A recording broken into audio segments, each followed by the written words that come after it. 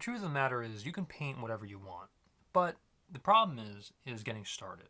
Really understanding how to paint and what to paint, or what colors do I use? What paints do I use? Do I use Winsor Newton? Do I use these Blicks?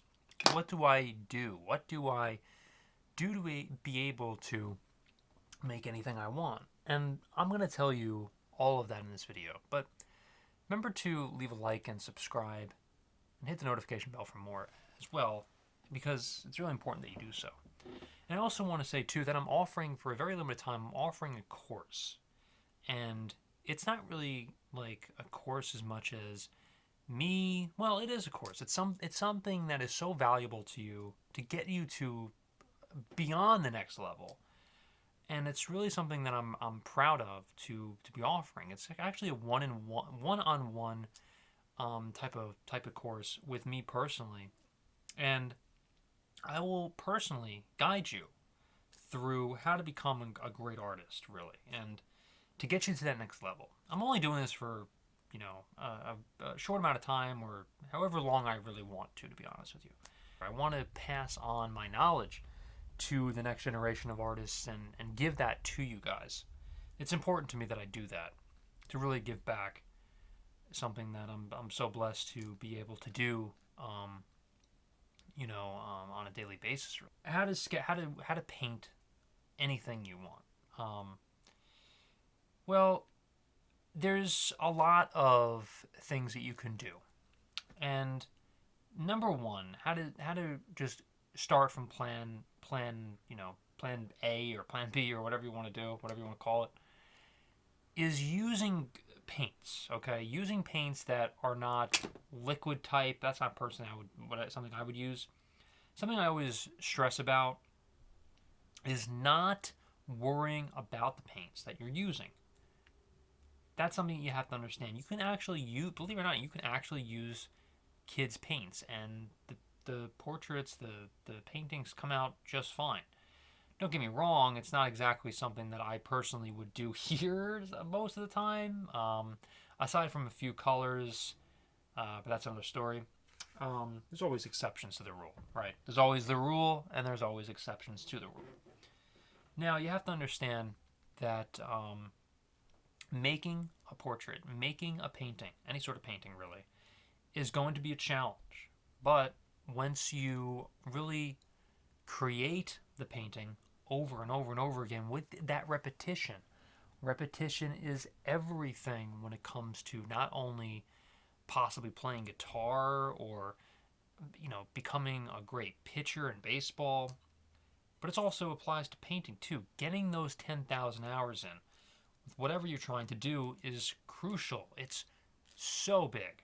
And that's something that I always stress, is if you don't have at least 1,000 hours in trying to paint something, then don't even bother, worrying or stressing about how you can become the next Banksy when you haven't even tried to put the brush onto the canvas. It's very silly. So that's what you have to understand here, okay? You have to understand that it's not going to be an overnight thing. You're not going to be an overnight success, but you can certainly try. You can certainly try to get to that next level of painting, and you'll be fine. So again, don't stress about what types of paints. Don't stress about that you're not the next Banksy yet. Okay, it's a lot of things you shouldn't worry about. Okay, when it comes to painting, just paint the same thing over and over and over again. Okay, whether it's a seagull, whether it's a pigeon, or I'm using a lot of bird names because I am a bird. But seriously, you have to really try to hone your craft and understand how to try to paint something before you even stress. Okay, just try to paint a rooster as much as you can. And I know that I always use that example on this channel is trying to paint a rooster, and the reason why I do that is because roosters are very easy to paint. They're a lot easier than painting Amy Winehouse. But once you establish The confidence. The confidence to paint something really well. Like flowers is another example that I use. Flowers is huge. It's a big one on the channel. We always talk about flowers. Painting flowers. Once you understand how to paint a lot of things, once you understand how you're able to kind of process, understand how to do all this stuff, you'll be a lot better at painting, and your confidence will grow. Your ego might even grow, which is great. My ego is not grown, thank God. But there's nothing wrong with having a little bit of a chip on your shoulder sometimes when you're trying to create a piece to get you to the next one, to get you to the next painting. Once you establish that you are a good artist, that you can paint, that you do have the confidence. Confidence is so key. Sometimes this can be so depressing to even walk around nowadays and to be, just living.